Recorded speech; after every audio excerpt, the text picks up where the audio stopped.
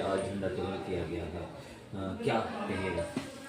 पहले तो मैं आप सभी पत्रकार बंधुओं का धन्यवाद कहूँगा जिन्होंने यहाँ के इस जो है खुशी में मैं यहाँ की परेड में अपने भाग लिया। और मैं अपने देशवासियों को, अपने भिया वासियों को, पूरे जो हमारे भिया नगर पंचायत के हमारे जो हमारे बड़े सबको मेरी तरफ से जो है गणतंत्र दिवस की हार्दिक शुभकामनाएं हैं। और मैं कहता हूँ कि देश का ये सबसे बड़ा महापर्व है। इसी पर्व के लिए ना कोई जाति होती ना बंधु, सब लोग कहते हैं, हिंदू हो मुस्लिम हो, सब इस पर्व को बनाते हैं, महापर्व कहते हैं।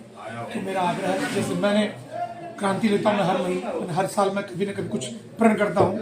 इस बार कुछ नया प्रण किया है अपने भिया वासियों को लिए। क्या प्रण है? प्रण की पिछली दफा 2 सालों में हमने साफ सफाई के बाद जो है योजनाओं पर ध्यान दिया था। इस बार मेरा टारगेट है कि कुछ विकासशील, जिस तरीके से स्पोर्ट्स होते हैं, स्पोर्ट्स क्लब होते हैं, समाज भवन जैसे होते हैं, बहुत जगह पे अभी शौचालय की समस्या है। और कुछ जैसे कि मेडिकल, हमारे बिहार में नगर पंचायत में अभी तक कोई भी मेडिकल चिकित्सा नहीं है सरकारी, हमसे बाहर है। तो मेरा प्रयास है कि गाइडलाइन के अनुसार हम चिकित्सा की व्यवस्था करें भिया वासियों के लिए, जो कि रात में अगर दिन में कहीं परेशानी उनको हो तो यहाँ हमारे नगर पंचायत उनको है चिकित्सा मिल पाए तुरंत, जिससे कि वो उनकी जो जान बचाई जा सके।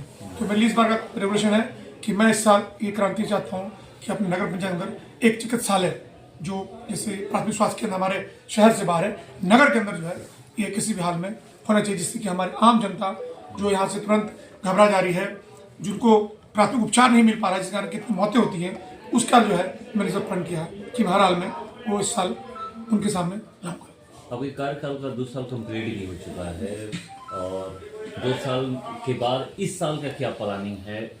मतलब इसके अलावा और कुछ क्या है?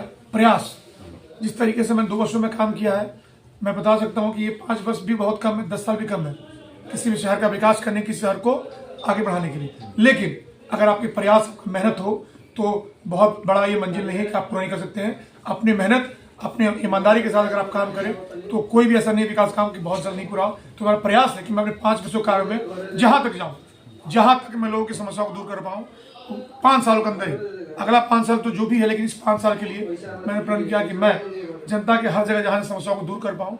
और मैं नहीं कहता हूँ पूरी तरह से 100% मैं परफेक्ट हूँ, लेकिन जितनी भी प्रयास है, कोशिश जारी रहेगी और जरूर होगा। आप एक सवाल बोले कि 5 साल ही नहीं 10 साल भी कम है विकास करने के लिए, मगर जब चुनाव होता है तो लोग वादे करते हैं ना कि हम 5 साल में ये काम कर देंगे, कि फिर अगले बार चुनाव में जाएंगे तो हमें ये नहीं कहना पड़ेगा कि हम विकास नहीं कर पाएंगे। बिल्कुल बिल्कुल। तो मेरा तो पहले भी मेरा यही था, मेरा आज भी यही है कि मैंने अपने पुराने किए हुए कार्यों का मैं वर्णन करता हूँ। आगे मैं क्या करूँगा वो तो परिस्थितियाँ उसके लिए अनुकूल होनी चाहिए। मैं आगे की बात नहीं करता, लेकिन जितने मैंने क्या कहा कि मैं जीतने के बाद मैंने सारे काम किए। मेरा कोई पहले का ये नहीं था, मैंने किसी भी तरह का वादा नहीं किया था चुनाव से पहले कि मैं करूँगा। लेकिन जब मैं यहाँ आया हूँ, जीतने के बाद मुझे अपनी पावर का पता चला, मुझे अपनी चीज़ें पता चली कि मेरा कहाँ प्रॉपर्टी कौन सी है, नगर पंचायत कौन सा है, बिहार सरकार कौन सी है, कहाँ क्या योजना।